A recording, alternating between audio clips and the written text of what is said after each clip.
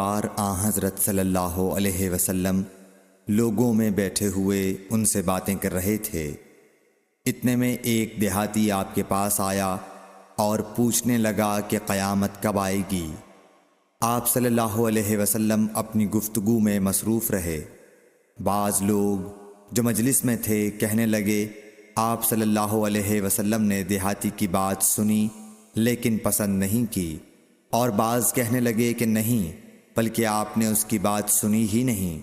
جب آپ اپنی باتیں پوری کر چکے تو میں سمجھتا ہوں کہ آپ صلی اللہ علیہ وسلم نے یوں فرمایا، وہ قیامت کے بارے میں پوچھنے والا کہاں گیا؟ اس دیہاتی نے کہا، حضور میں موجود ہوں۔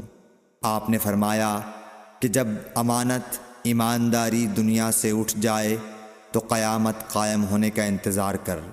اس نے کہا، ایمانداری اٹھنے کا کیا مطلب ہے؟ آپ صلی اللہ